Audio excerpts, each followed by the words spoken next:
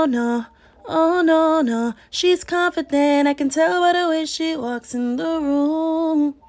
So this is her first time. Oh. Anyways, guys, this was a time to be alive. This was Justin Bieber's light skin era, as in the moments where he would always do that pose with his face.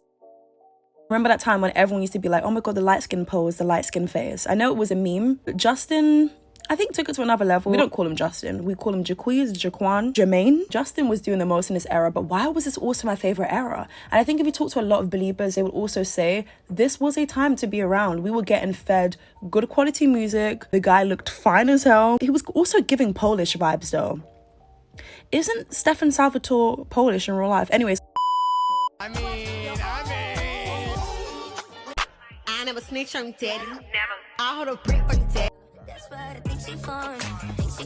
She's confident. You tell her the way she walks. What is up, guys, and welcome back to my channel, or welcome to my channel if you guys are new. Hi, it's Keisha. I'm your host for today's video. Nice to meet you. Get in here because we have a lot of things to chat about. It's gonna be a funny ass video. Today we're gonna be talking about Justin Bieber. Like, we talk about iconic moments, not so iconic people, but today we're talking about an iconic moment in history in which you either know about or if you don't know. But it's okay. Today I'm gonna go ahead and educate you of a time that you missed out on. Yeah, today we're gonna be talking about Justin Bieber's light skin era, because you need to stop pretending it didn't exist. It did exist. And Justin is not the only one to have a light skin era. Miley Cyrus also had a light skin era, but it's like people's light skin eras are also when the best music was made. So what are we trying to say? No tea, no shade, but baby, there's a pattern here that I'm noticing. Now, again, this video is strictly banter, shits and giggles. If you take it beyond that, then that's a you problem, not me. Leave me alone. Yeah, like, comment, and subscribe. I'm also just gonna stare at you guys because of how fine I look, and I feel like, babes, let me give you guys a little eye contact moment. But now I'm gonna stare at you guys so you guys can follow me on my Instagram, which will be on the screen right now, and it's not gonna move until you actually follow me. It takes less than 10 seconds to do,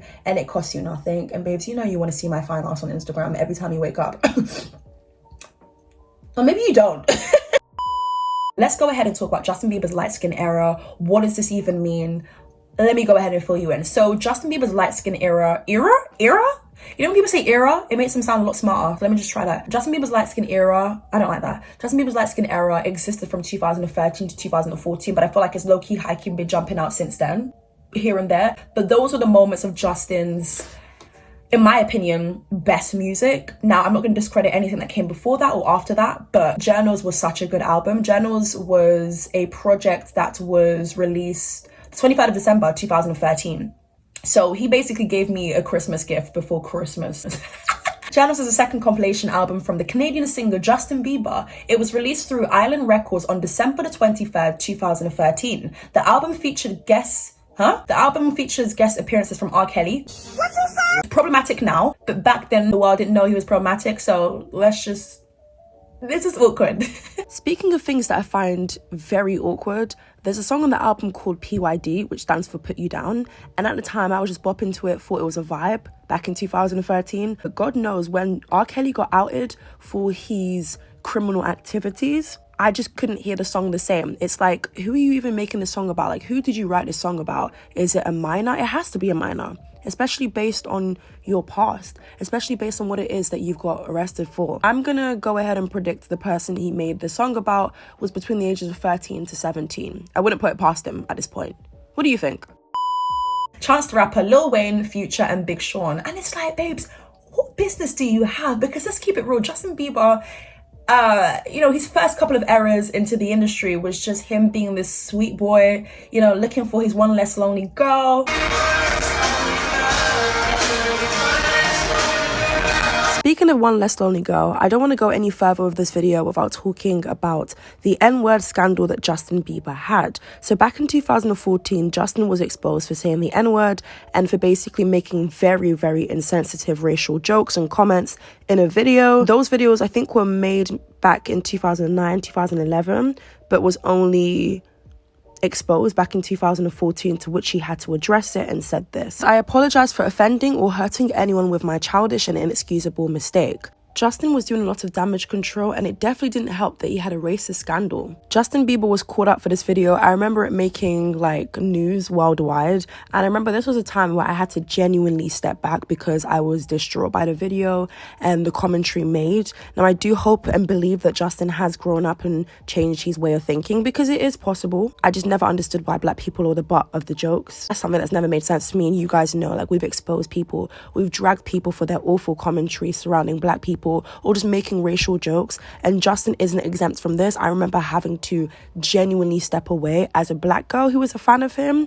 I was distraught. It's so bizarre to me how it seems like every pop star anyways has been cancelled for saying the N-word or just saying some type of derogatory comment. I wonder what it is. I don't know. Maybe it's just entitlement, privilege, lack of education. Nah, let's not do that. Yes, I do believe people can genuinely make mistakes and learn from it and grow and be a better person. Hence why it is good to give certain people, well, it is good to give people second chances.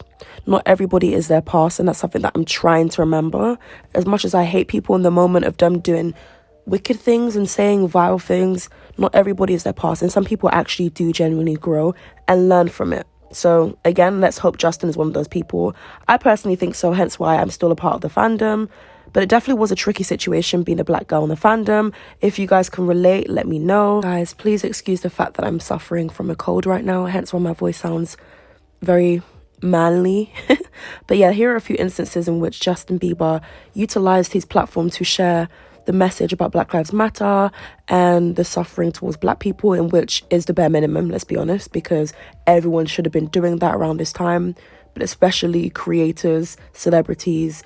But what I really loved about this was how honest he was being in saying that he has benefited off of the black culture and black community. Now, this is something that a lot of people have done, but only a few have been real enough to come out and say, hey, I'm one of those people. So huge respect to him for that, because it's something in which people just want to keep to themselves. Like, there are plenty of people I'm sure you guys can name right now. So Justin Bieber said, I'm inspired by black culture. I have benefited off of black culture. My style, how I sing, dance, perform, and my fashion have all been influenced and inspired by black culture. I think that's honesty at its finest, and I think this is someone using his platform to just be better than he was previous years ago and not make the same mistakes, but also inform others. Making girls wish they could be with him, you know. I feel like he's always done that throughout his entire career, and that's what pop boys typically do anyways. They try and get you as the person to fall in love with them, knowing full and well, girl, he ain't gonna propose to you. It's okay, a bitch can dream. It's like he had no business. Like, just at this time, it was like Foreign. Like, speaking of Foreign, one of his best songs, by the way. Foreign was a song that I think came out in 2013 or 14. It was a song with Trey Songz, and that to me screams player Justin, light skin Justin.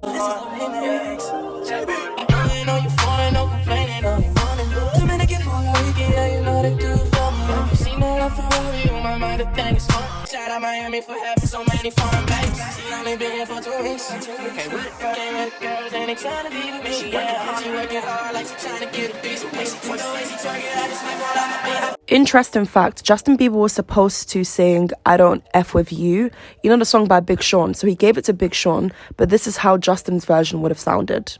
Crazy women, yeah, so you ready to turn.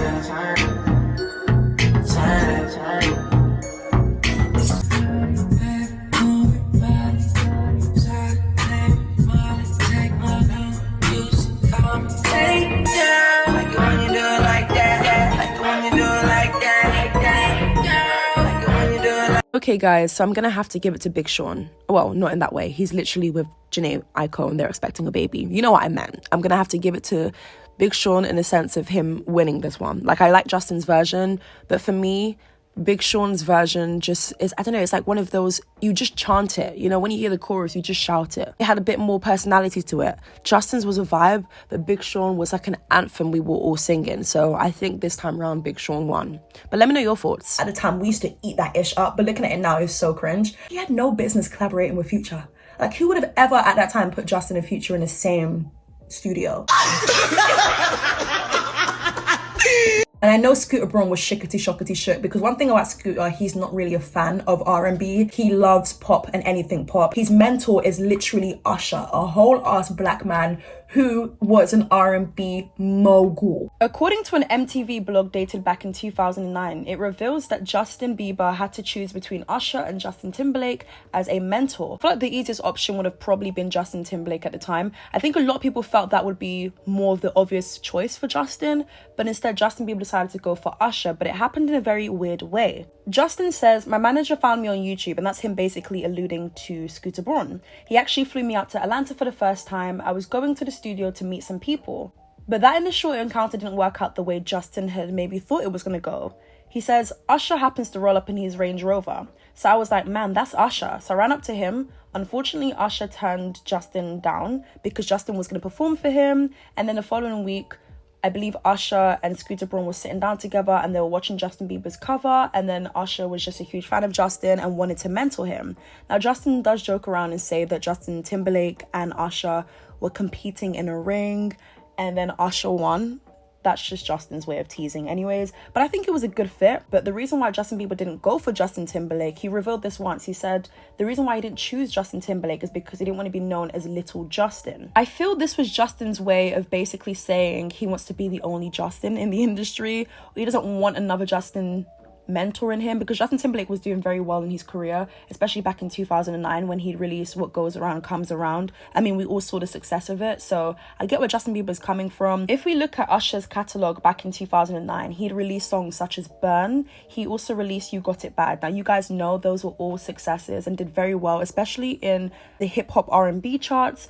Those are also songs that I play till this day. So I think it was a smart choice going for Usher. And it's also interesting how they all hang out till this day. I love that for them. Justin Bieber's videos that got him famous on YouTube were all pretty much R&B covers of like a Chris Brown song, just anything R&B basically. So I think that he genuinely wants to come into the industry. I'm not saying that he didn't appreciate pop music or cared for it too much. He even stated this as well, like throughout his household, his parents, well, his mum used to like blast a bunch of different music, but he would definitely love the sound of R&B. He was like, "I love you guys, man. You guys are like my favorite, man. You know, I learned how to sing from you guys, man. And you know, my favorite song was I'll Make Love to You, but my mom wouldn't let me sing it because I was too young, and so I was sneak in the room and sing it. So, you know, we were like, yo, well, maybe one day we can get something together." And, you know, I think he's just an R&B boy at heart who was just thrown into a pop industry, but he did it very well. And it wasn't to the point where it's like it looked forced that he was doing pop music. You couldn't really tell, to be honest. I think you have to really be a fan and really watch interviews to know this, to be fair. Journals is described on Google anyways as a pop music, hip hop,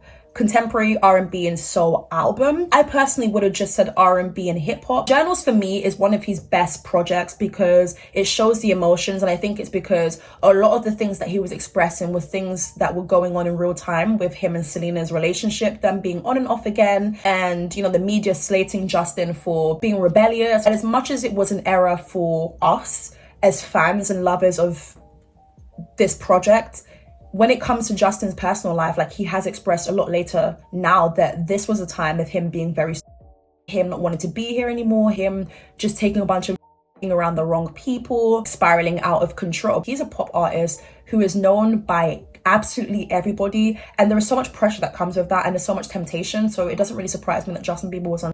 I think looking back at it now, I can kind of probably see that in some of the performances, but it's not a foreign conversation. This is something that I feel like unfortunately happens with pretty much most artists. It is kind of annoying that it didn't get the promotion that it truly did deserve. I know Journals is supposed to be an album, a project just for the fans, but I feel like it should have been promoted more. We could have even pushed for that Grammy nomination at least. Now listen, I know sometimes as fans we can be biased towards our faves. Sometimes we feel like their music is good just because it's them. But no, truly, if you go and check out his discography, I think this project in particular stands out for a bunch of different reasons. It's the musicality, it's the lyrics, it's the, you know, him working with a bunch of songwriters to just really perfect his craft. I feel like he really was taking it extra seriously around this time. And again, not to discredit any other era because they're all phenomenal for different reasons, but Journals was really it. I can't tell you that enough. If you haven't streamed it, go and give it a go and then come back and let me know your thoughts. We all know Confident by Justin Bieber. And it's even crazy that like years after its release, it's blowing up again on TikTok. I mean, a good song is a good song, period. Going back to the point of what I just said, it's so annoying that this album wasn't being promoted nearly enough compared to his previous albums. It really does go to show that Scooter Braun just isn't a R&B fan and probably didn't believe in this album as much as the other eras. Now, from Scooter's point of view, I can see where he's coming from, because that's all the public know. He wanted to play it safe and stick with that, especially because that was his like biggest clientele at the moment. So I understand it from his perspective, but it's like, now just give us an R&B project. I will literally die if you gave us R&B, because it can be done. In some ways, Peaches has elements of R&B in it. You've seen the way the public loved that song. Give it to us again. I really want the Journals 2.0, but done well. Let's not rush it. Because the thing with trying to like emulate a project of yours or something that was iconic for people is, I kind of wish I asked Justin as well, like, what's your favorite album? But I feel like it's kind of a boring question. That's why I didn't do it. I'm happy with the way the interview went, so. I'm not even going to classify it as an interview. It was a chat with Justin flipping Bieber. Did you hear the question? The question was, I really love SZA. Justin don't. Oh my god, are you serious? Yeah. The honest truth is, I don't know how I'm still alive after this video, after me making eye contact with Justin. I think till this day, one of the most asked questions I get is, how is it possible that you're that bitch? How did you hold your composure? See, these are questions I don't have answers to, you guys. I genuinely was... I couldn't do it. Like, I'm looking away, as you guys can see. Again, go and watch the video. I'll link it down below. It's the full interview, chat, whatever you want to call it. This man knows of my existence, spoke to me, had a conversation, laughed, and was super sweet. Another one in the bag. Yeah. This was, I think, where he also went to prison and had that iconic mugshot of him smiling and him also doing press-ups in prison. The star spent 10 hours at the station, during which time he can be seen being patted down by an officer and taking a sobriety test, being made to walk along a straight line on the ground. Other clips that have been released show the 19-year-old in his cell doing push-ups. Guys, I can't stop laughing at this. Like, it's funny, but it's not funny. But it's funny at the same time. Like, what is he doing? The Canadian teen was charged with driving under the influence, resisting arrest and using an expired licence, after police say they caught him drag racing at the end of January. I mean, looked so fine.